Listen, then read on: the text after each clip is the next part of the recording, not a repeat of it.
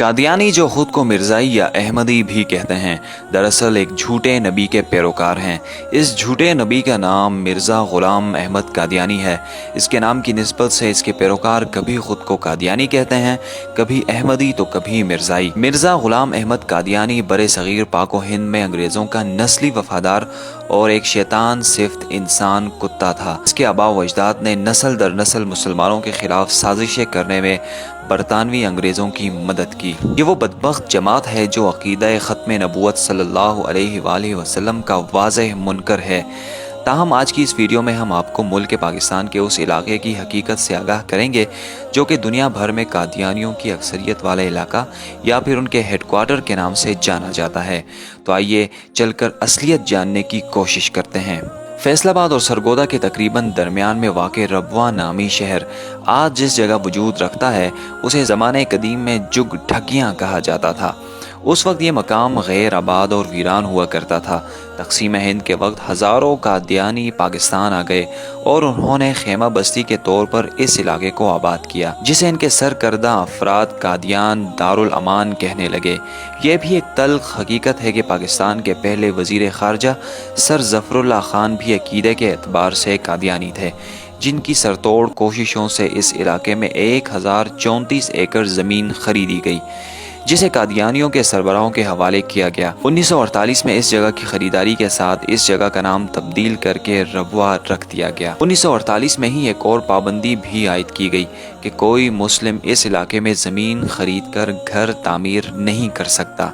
एक और अजीब अमर ये भी है कि इस इलाके के लोगों के लिए यहाँ एक कब्रिस्तान भी बनाया गया है, लेकिन इस कब्रिस्तान के हर कब्र पर लगी तख्ती पर एक इबारत देखने को मिलती है, यानी अमानतुन दफन। जब इस बात की तहकीक की गई तो मालूम हुआ कि कादियानी ये ख्याल करते हैं कि पाक व हिंद की तकसीम आर्जी है और जल्द ही इंडिया और पाकिस्तान एक रियासत में जुड़ जाएंगे और फिर ये लोग अपने मुर्दे निकाल कर कादियान ले जाएंगे। एक बात यहाँ बताते चलें कि कादियान इंडिया का एक बहुत बड़ा शहर है जहाँ कादियानियों के बाप दादा रिहाइश पजीर हुआ करते थे। आज भी इस अकीदे के हामिल एक बड़ी तादाद वहाँ पर आबाद है। नाज़रीन ग्रामी, ताज़ा तरीन मालूमात के मुताबिक इन लोगों ने किसी भी खतरे के पेश नज़र रबवा के इर्द गिर्द इलाकों में बस्तियों का क़याम अमल में लाना शुरू कर दिया है। अहमदनगर के नाम से मंसूब किए जाने वाला इलाका भी इन काफिरों का एक गढ़ बन चुका है। अहमदनगर को मिर्ज़ा मसरूर अहमद के फार्म हाउस की वजह से भी जाना जाता है, जो कि उस दौर में मिर्ज़ा ग़ुलाम अहमद कादियानी की नुमाइंदगी करने में मसरूफ़ थे। इतलात के मुताबिक करीब के इलाकों में धड़ाधड़ ज़मीनें खरीदने का सिलसिला भी जारी है। हमारे मुस्लिम भाई ज़्यादा पैसों की लालच में कादियानियों को ज़मीनें बेचने की वो गलती कर रहे हैं जो फ़लस्तीन के मुसलमानों ने यहूदियों को पनाह देकर की थी। बाद अज़ा उन्हीं यहूदी कुव्वतों ने यहाँ मुसलमानों पर अरसे हयात तंग कर दिया और आज भी वो खित्ता हालत जंग में है। दोस्तों, महल वक़ूअ के एतबार से भी ये रबवा शहर काफ़ी अहमियत का हामिल है।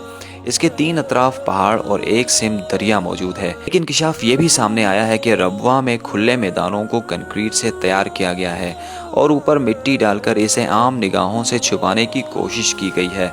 इसका मकसद यह है कि इसे बवक्त ज़रूरत बतौर एयरपोर्ट भी इस्तेमाल किया जा सकता है। इसकी एक असल वजह यह भी है कि दरियाई रास्ते के ऊपर बना पुल यहाँ की आमद व रफ्त का वाहिद ज़रिया है जिसकी मदद से इस गांव तक पहुंचा जा सकता है। अगर इस पुल को तबाह कर दिया जाए तो तकरीबन पूरे पाकिस्तान का इस इलाके से दाखिली रास्ता कट सकता है। इसके अलावा लम्हा फिक्रिया ये भी है कि इस्लामाबाद की एक मैगजीन ने हाल ही में ये दावा किया है कि रबवा की 300 ख़वातीन इसराइली फ़ौज का हिस्सा हैं। यही नहीं, 600 मर्द हजरात भी इसी कश्ती के मुसाफिर हैं, यानी पूरा शहर ही जंगी तरबियत लेने में मसरूफ़ है, जो कि आगे जाकर पाकिस्तान समेत किसी भी मुस्लिम ममालिक के लिए संगीन ख़तरे की सूरत में सामने आ सकता है।